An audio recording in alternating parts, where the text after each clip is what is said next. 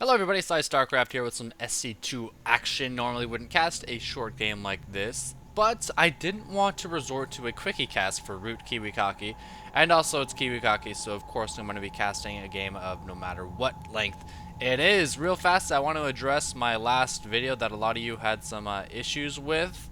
Grow the fuck up! Anyway, Sai is on the left as the blue Zerg, and KiWiKaKi is on the right as the red Protoss. The map is the Shattered Temple. Kind of a tricky map for Zerg. You really got to have the foresight to bust down these rocks or these rocks to take your third, because obviously you're going to be expanding here for your natural. And if you expand here for your third, it's a bit out of the way, not in the best location in the world. And so we'll see what I do regarding that, although I did say it was a shorter game, so we might not even see a third. But it is a ZVP. Of course, I like to 11 pool on ZVP. And we can see KiWiKaKi scouting in the wrong direction. But it doesn't matter because I don't need to throw out a 15 hatch anyway. It doesn't matter if he blocks it with the pylon. That's the cool thing about an 11 pool. A pylon is down here. That kind of indicates that he might be going for a forge first. Now, with an 11 pool, you don't actually scout with the drone. He's actually going for a gateway first. Very unusual. And you can really rely on KiWiKaKi to do these kinds of strange builds. So gateway going down.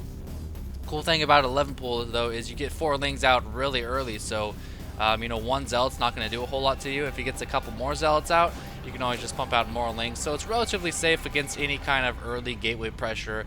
I know last game I played KiWiKaKi, he actually proxy gatewayed me, and I 11 pulled and I should have been ready for it, but I wasn't because I kind of took for granted how many zealots he had, and he ended up overrunning me. But anyway, hopefully that doesn't happen this game.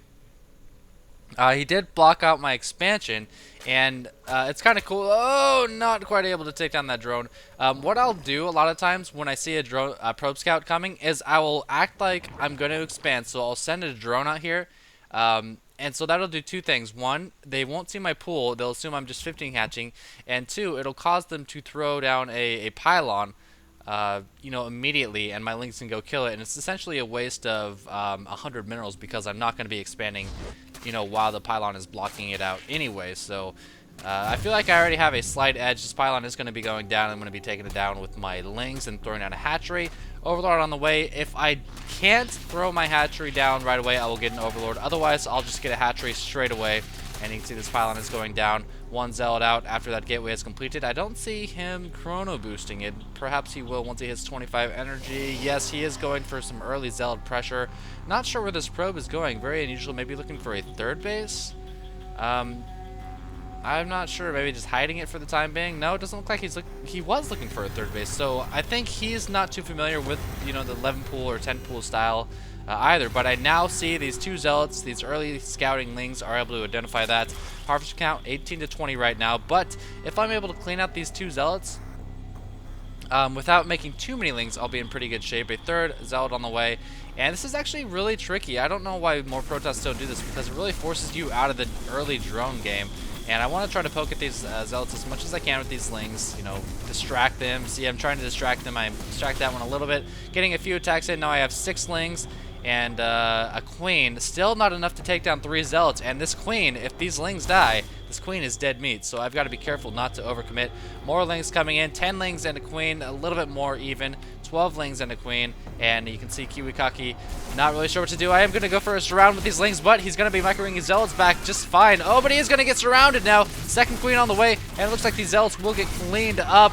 And this is kind of what I mean. Like, yes, I cleaned it up, but look at this. I'm getting 12 more Zerglings that I don't need. These could be 6 drones. And this is exactly why putting on aggression is kind of gives you an advantage in StarCraft. It leaves your opponent to be the one to make the decisions and to, you know, have the less room for error, I guess I'm trying to say.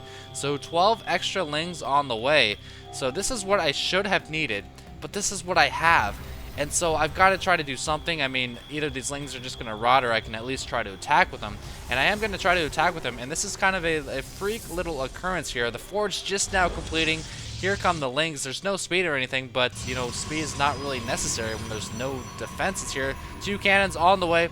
There is a hole right here under this cannon or above this zealot, something like that. Oh, they are going to get in. These cannons not even halfway done. Oh, the zealot's got a little gap above him, and that's kind of the game changer right there. I'm going to be taking down the zealot, focusing half the lings on this cannon, half the lings on this cannon. And sometimes, you know, things just go your way and KiwiKaKi GG's out. So first off, overproducing lings when I didn't have to. A mistake that ended up paying off. I could have made 6 drones instead. That would have been smarter. I would have been in a nice position macro-wise, taking out 3 zealots with just, you know, like 12 lings or so. And second, this little gap up here, that's just too. That's unfortunate. I mean, KiwiKaKi obviously knows what he's doing. There just happened to be a little spot there I could slip by, and I was able to take down the cannon. So really, really weird game there. Let it be known, you know, if you're under early zealot pressure, don't overproduce lings, man, because you'll win games against really good players. But that's gonna be it. Hope you guys enjoyed it as always, and thanks for watching.